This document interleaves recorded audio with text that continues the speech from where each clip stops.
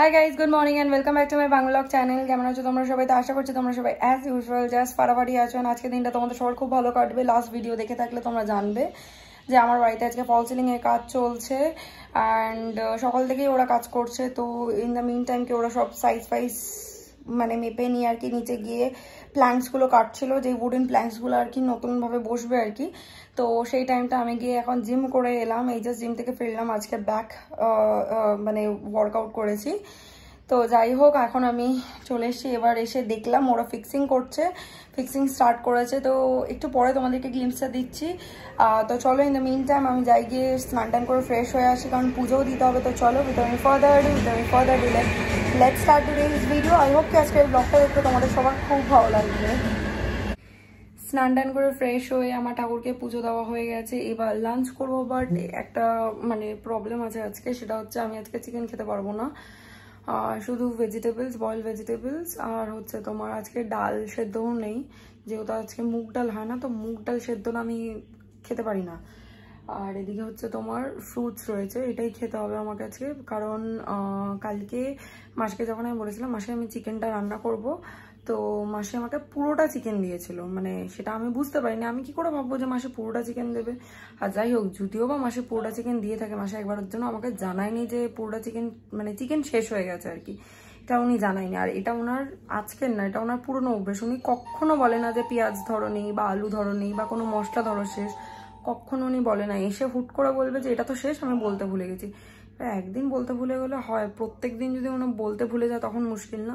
যেরকম ধরো আজকে কে চিকেনটাকে নিয়ে আসবে, আর উনি যখন আমাকে জানাচ্ছে তখন অনেকটা বেলা হয়ে গেছে, বাজার ফাজার হয়তো বন্ধ হয়ে গেছিলো, আর আমি একা গিয়ে এসব মুরগির মাংস কিনতে পারি না। তো সেই কারণে আজকে আমাকে শুধু বয়েল ভেজিটেবলস, ফ্রুটস আর দই খেতে হবে। তো যাই হোক, চলো যাই গিয়ে লাঞ্চটা করি, করে তারপর কিছুক্ষণ পরে ব্লগটা কন্টিনিউ করছে। আর এদিকে ওরা তো এখনও কাজ করছে, সো দেখতে থাকো, সঙ্গে থাকো।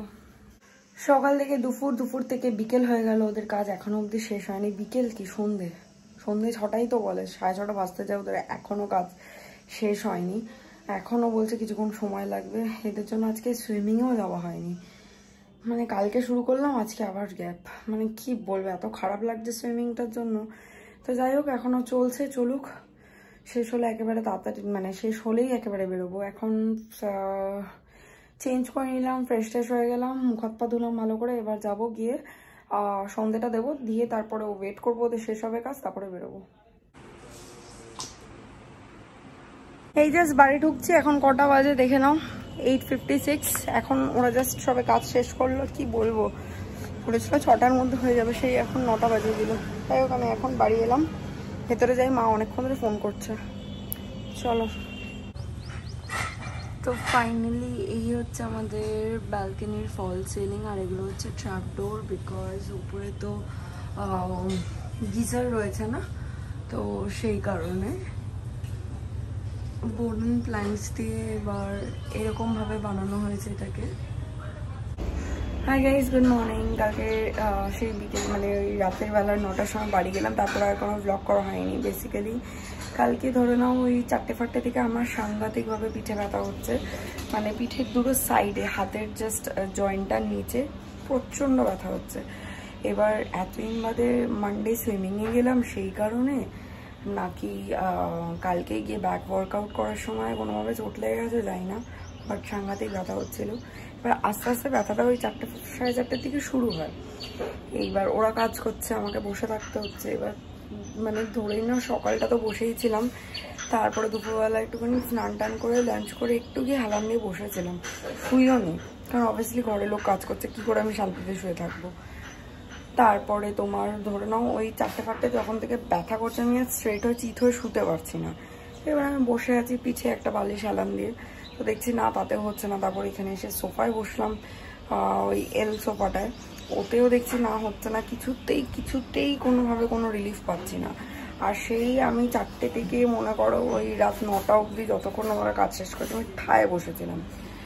এবার মানে আরও যেন ব্যথাটা বেড়ে গেছে। এবার সারাটা মানে তারপর তো আমি বাড়িতে গেলাম, যে এখান থেকে ওই 9টার সময় যখন ওদের কাজ শেষ হলো, বাড়িতে গিয়েও আমি পারছি না, না বসতে পারছি না আমি হেলান দিতে পারছি, কিচ্ছু করতে পারছি না।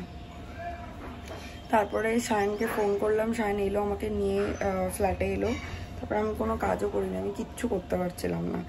আমি যা চুপচাপ বসেছিলাম, ওই খাবার দাবার সব গরম করেছে, সব কাজ ওই করেছে।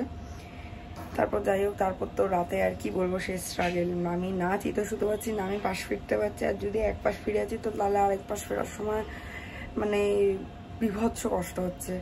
তো যাই হোক, সত্যি কথা বলতে কালকের তুলনায়, মানে কালকে যতটা পেইন হচ্ছিল তার তুলনায় ব্যথাটা কম। বাট হাত পাত নাড়াতে বা ধরো মানে জোরে নিঃশ্বাস নিতে কষ্ট হচ্ছে, তারপরে জোরে হাঁটলে কষ্ট হচ্ছে, পিঠে মানে লাগছে আর কি। তো যাই হোক, সকাল সকাল তো উঠে তো গেছি।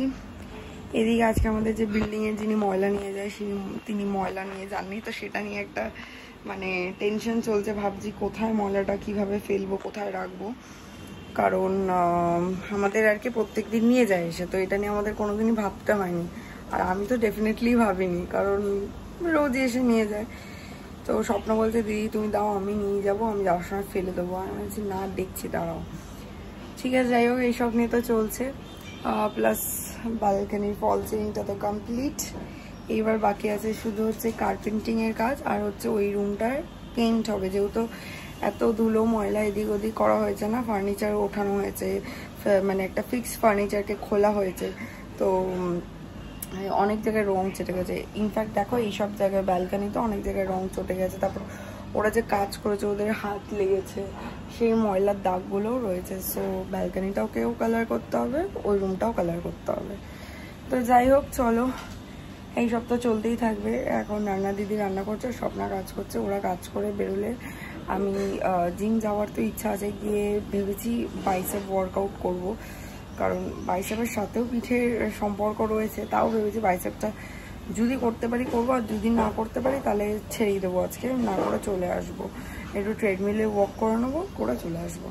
তো যাই হোক, আজকের এই ভিডিওটা বাস এই অবধি রাখছে। আই হোপ কি দেখতে তোমাদের ভালো লেগেছে। ভালো লেগে থাকলে একটা লাইক করে দিও, কমেন্ট করে দিও, শেয়ার করে দিও, চ্যানেলটাকে সাবস্ক্রাইব করে দিও, পাশে থাকা বেল আইকনটাতে ক্লিক করে দিও। তোমাদের সাথে আমার আবার দেখা হবে কালকে একটা ব্র্যান্ড নিউ ভিডিওর সাথে। Till then guys, good night, bye bye, take care and have a lovely day ahead. Stay happy, stay healthy, stay fit and stay positive. Tata.